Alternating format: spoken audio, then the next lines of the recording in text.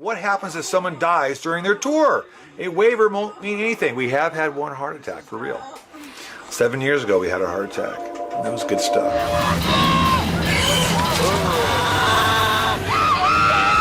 Please let me out!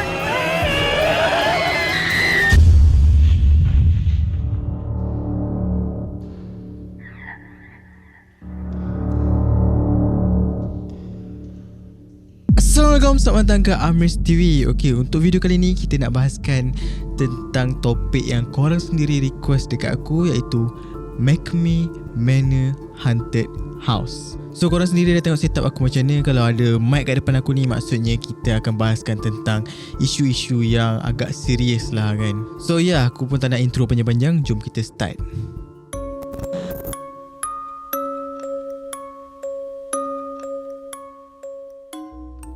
McMe Manor, rumah hantu ni diasaskan oleh seorang bekas tentera laut yang bernama Russ McMe. Okey, cerita dia macam ni. Russ McMe ni waktu tu dia nampak orang awam ataupun orang ramai ni sanggup buat apa sahaja demi duit. Waktu tu memang krisis duit lah kan.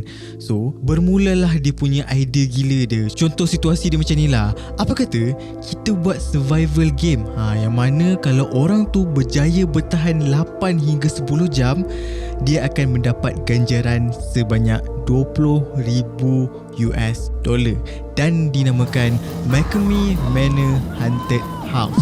Rumah McMe Manor ni ada dekat San Diego, California. Tapi bukan senang ya kalau korang nak join survival game ni, sebab dia ada peringkat by peringkat, stage by stage lah sebelum korang layak untuk masuk betul-betul dalam permainan tu. So stage yang pertama adalah pendaftaran lah. So korang kena email ke Russ McMe ni yang menyatakan korang nak join semua benda ni, and then McMe ni akan suruh korang sediakan beberapa borang yang dia minta lah. So korang kena sediakan dan email ke Russ McMe ni. You need to have a passport, a letter from your doctor, medically and psychologically, saying you're good to go.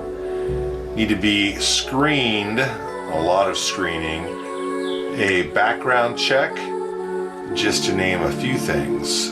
So get ready. There's a reason why.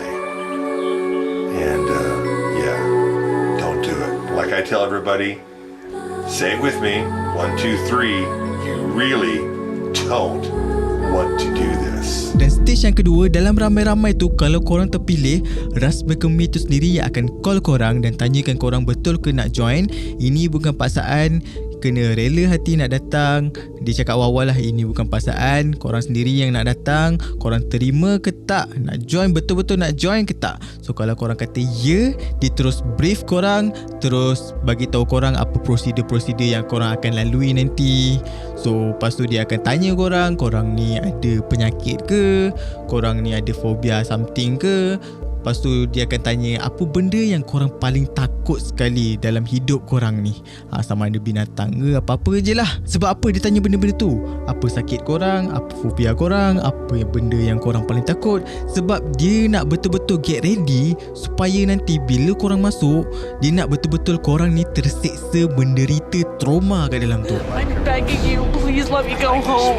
Please let me go home. I'm begging you, I can't This one's mine. do You're not this. going anywhere. Tak habis lagi tu, lepas dia brief semua tu, and then lepas dia dah terangkan semua prosedur-prosedur yang korang akan lalui ni, dan korang setuju, korang akan terus pergi ke stage yang ketiga. Dia akan bagi korang borang untuk korang isi sebanyak 40 page. Dalam dokumen tu semua dia bagi soalan yang pelik-pelik lah, macam tak terfikir dia akal lah akan ada orang tanya benda-benda macam ni. Contoh soalan dia, adakah korang setuju kalau tangan korang dihancurkan dengan alat berat? Dan antara soalan-soalan dia lagi, adakah korang setuju bila mana korang melangkah je ke dalam McMe Manor, korang tidak dibenarkan berhenti sehinggalah korang dapati luka yang serius pada bahagian tubuh ataupun mental korang.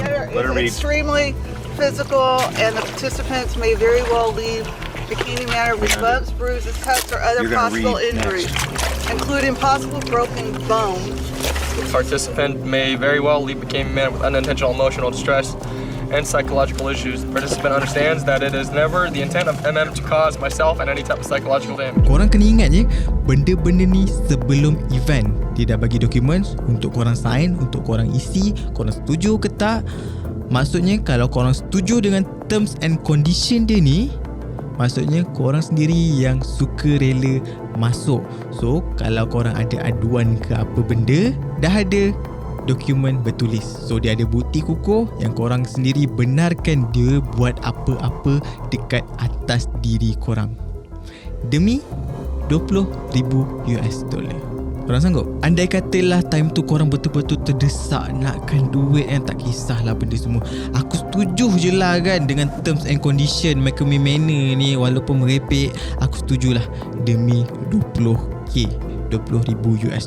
Belum sempat korang ready, dia akan tutup mulut korang dan balut kepala korang dan dibawa ke satu tempat. Dan bila je korang berhenti, dibukakan sarung kepala tu, bermulalah penyiksaan korang.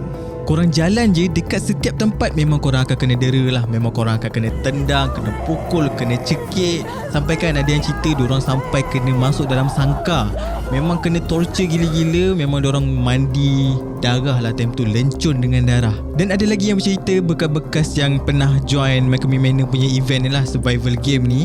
Dia kata ada satu tempat ni korang akan dibagi makan daging mentah, dipaksa sedut karbon dioksida sampai korang sesak nafas. Yang paling teruk dikatakan oleh mangsa-mangsa ataupun peserta-peserta survival game McCamey Manor ni, ada satu tempat ni korang akan dipaksa masuk oleh staff McCamey Manor ni ke dalam satu sangkar yang penuh dengan benda-benda ataupun haiwan-haiwan yang korang fobia tadi, yang korang dah cakap awal tadi, yang korang fobia tu, dia akan masukkan dalam sangkar tu dan korang akan dipaksa masuk dalam sangkar tu. Sebelum apa, aku nak tanya korang, sepanjang aku cerita tadi, korang memang masuk je, memang korang kena dera, kena pukul, kena torture, lepas tu dimasukkan lagi, dipaksa makan benda mentah, dipaksa hidup karbon dioksida, lepas tu dimasukkan dalam sangkar benda-benda yang korang fobia semua tadi tu.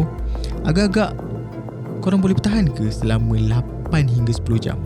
Korang rasa possible ke untuk korang bertahan benda-benda tu selama 8 hingga 10 jam demi RM20,000? Korang rasa possible ke? Mungkin sekarang ni korang fikir, mungkin aku boleh kan demi $20,000.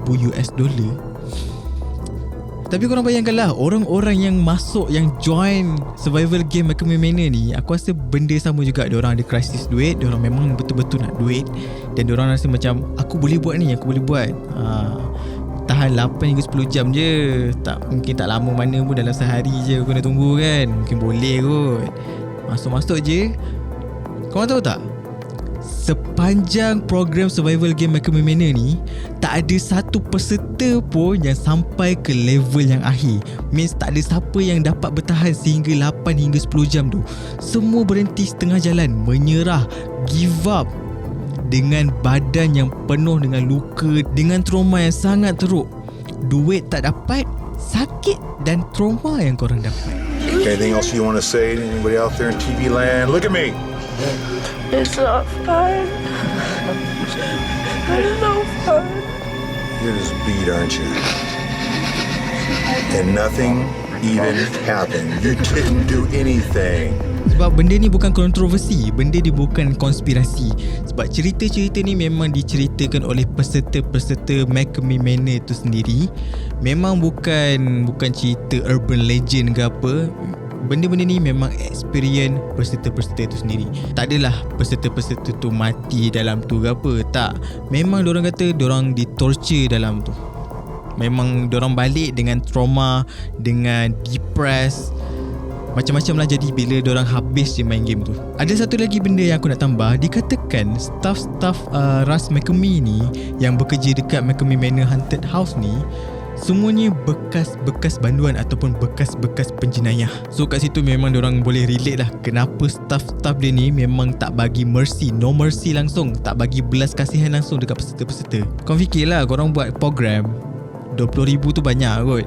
Takkan korang nak bagi senang-senang je kat peserta kan. Memang korang akan kena torture gila-gila lah dalam tu. Disebabkan Russ McCamey buat idea gila yang macam ni, ramailah yang gelarkan dia psychopath, gila. Satu lagi, disebabkan diorang punya program ni dengar bunyi mesin, bunyi jeritan-jeritan ni, buatkan jiran-jiran kawasan tu tak selesa tau. Macam terdisturb lah dengan benda tu. Macam scary, menyeramkan kan, macam terganggu lah. So diorang pakat-pakat buat petition supaya McKermie Manor Haunted House ni ditutup. Dipendekkan cerita, pada tahun 2020 secara rasminya McKermie Manor Haunted House ni ditutup, officially close pada tahun 2020. Tapi yang peliknya kan, walaupun dia dah bagi tahu officially tutup pada tahun 2020, tapi kalau korang search Google website McKermie Manor tu, still ada keluar macam korang nak sertai, korang nak join McKermie Manor Haunted House. Aku tak tahu itu legit ke atau scam ke. Kalau betul-betul tu legit, maksudnya diorang sekarang ni bergerak secara senyap tanpa pengetahuan siapa-siapa. Sebab aku baru-baru ni ada check website tu, ada lagi, means ada lagi recruit yang diorang nak ambil. Aku tak tahulah kan, sebab aku just buat kajian je, aku jumpa benda tu. And ya, siapa berminat bolehlah check it out dia punya website. Aku just bagi tahu je. Manalah tahu ada yang terdesak sangat kan, tengah kita pun tengah krisis sekarang ni, terdesak. $20,000 kalau convert ke MYR tu banyak tu. Serius banyak. Kali je lah 4 atau 5, banyak tu. So itulah dia isu-isu ataupun kes, ataupun boleh cakap dia punya kisah McKermie Manor Haunted House ni. Aku tak boleh lah cerita detail kan. Kalau korang masuk dalam tu, apa je yang korang kena, apa je yang korang kena dera, apa je yang korang kena torture dalam tu kan. Aku rasa korang sendiri boleh pergi ke YouTube McKermie Manor. Harapnya tak kena take down lagi lah dia punya video-video tu. Aku rasa ada lagi tu. Kalau korang Google ada lagi video-video dia, korang boleh check. Aku tak boleh nak tunjuk kat sini sebab memang menyalahi community guideline. So aku pun nak selamatkan diri aku. Korang boleh check, korang boleh Google, korang boleh kaji sendiri apa benda je yang diorang buat kat dalam tu. Sebab benda ni bukan hoax, benda ni bukan urban legend, benda ni memang betul real, bukan kontroversi, bukan sekadar konspirasi.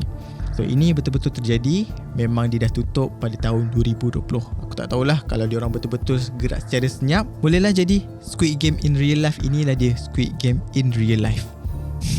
So itulah dia topik kita kali ni. Macam mana, apa pendapat korang? Korang boleh tinggalkan pendapat korang dekat ruang komen dekat bawah sana. So ada lagi ke cerita-cerita yang best nak aku bahaskan, nak aku ceritakan dekat korang? So kalau korang dah nampak aku punya setup macam ni, maksudnya ada kisah misteri, ada kisah pembunuhan, ada kisah, means aku buka satu topik besar untuk kita bahaskan. Itulah basically kan. So yang macam setup biasa tu, korang tahulah aku selalu buat macam top 5 punya kejadian ke, top 5 punya hantu ke. Itu setup biasa lah kan. Ya, aku nak macam nak variasikan lagi aku punya konten, aku punya setup. Tak adalah bosan satu tempat je kan aku bercerita. So kat sini nampaklah variety dia sikit. Okay lah, aku tak nak bebel macam-macam yang korang bukan tengok tempat ni. So yeah, as always, I love you guys. See you in the next video. Bye.